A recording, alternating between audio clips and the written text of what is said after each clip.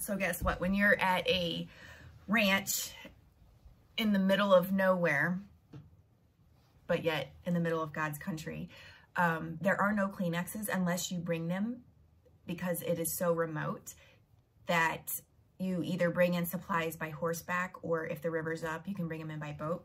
So there's no Kleenexes. So I'm using the washcloth that we have. And I put my hair back. Things are getting serious.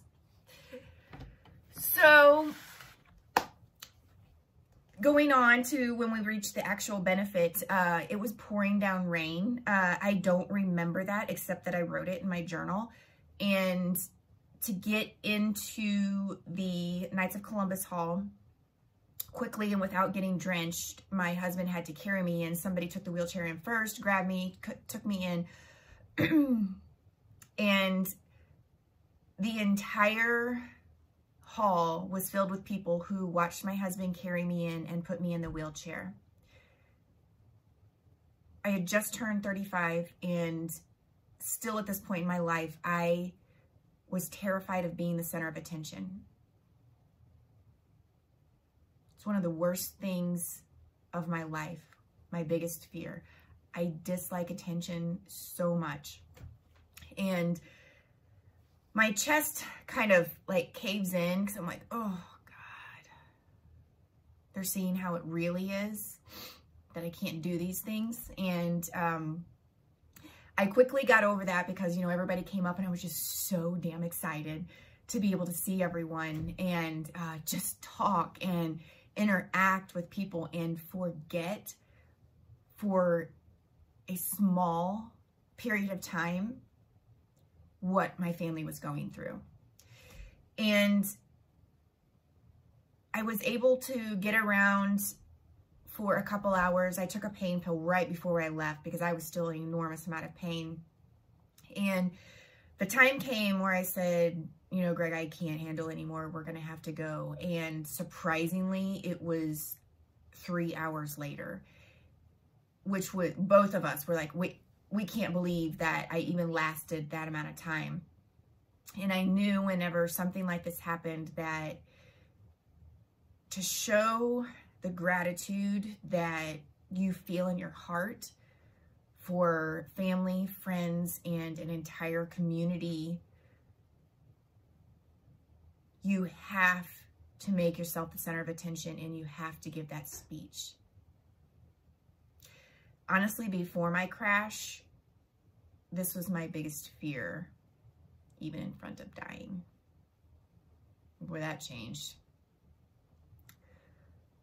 So in my foggy mind, I had kind of written down some things that I wanted to say, because at that point, between, you know, the pain medicine, the anesthesia that I was constantly having with surgeries, and just the complete turmoil that my heart and my mind were in, I couldn't sustain my own thoughts for very long. So I had to kind of write them down, and I just wanted that moment to be so perfect, and I just wanted people to feel how grateful that I was, because I never, ever imagined in my entire life that this was ever going to happen to me and my family, ever. It happens to everyone else. You're there to support them, but it never happens to me. And I knew that I wanted this thank you to show that gratitude. And when it came time to thank everyone, I tried the hardest on Greg's, my husband, because he was the most important. And I remember when we were sitting up there and the kids were all lined up behind me and Greg was beside my wheelchair. You know, I thanked my friends and my family, and then I turned around and I looked at our 4 children and I thanked them. And my throat just kind of cut off, because I looked at them and that's where my heart is. And I knew they had been through such emotional turmoil, just as I had. You know, our middle 2 had actually been in the crash with me, and the youngest and the oldest had to sit there and watch it and feel it, and just the aftermath. is just as disrupting to your life as being in the actual car crash. And I kind of wrote in my journal a little bit, I guess, of what I had said. And after I got done thanking everyone else, I said, you know, and then there's this guy, my husband, who's standing right here beside me.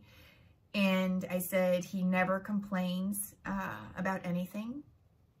Most of 2011 is either gone or very foggy. And Greg has not had pain medication to take away his memories. He's been awake and alert the entire time, and he is stuck by my side like glue. At that point, he had slept on the couch beside me every single night, and we did not have a good couch at that point. I have to thank God for giving me a partner who has been so supported and has been willing to take on all of these serious roles when I couldn't. Greg constantly steers me down the positive path and every day reminds me that this is just a moment in time. He said that so many times. I just want to thank him for being the person that he is. And I vaguely remember turning around and telling him that I loved him. And he told me he loved me back. And I had kind of handed the microphone to him. And I didn't mean to put him on the spot. I was just done. I couldn't do anything else. And he has not been a man of many words either. And he is always been in a director's role in his work. But he has the same problem that I do, is he just does not like to be the center of attention when it comes to emotional things. And I remember he had to figure out a speech right there on the spot, and he figured out the words so eloquently, and he promised that I would walk again, and I have. And I don't know how much longer I'm going to walk, but we got there. And he just thanked everyone for their support, and he did so well. And at that point, I felt like content with the night. I got everything done that I had wanted to, I guess more of a feeling than anything. And I said, all right, it's time to go. Let's go home. That's all I needed. I needed that one night, that little bit of interaction with people that I cared for to get me through the next few months, which were going to be very, very difficult. More surgeries and the start of incredible physical therapy.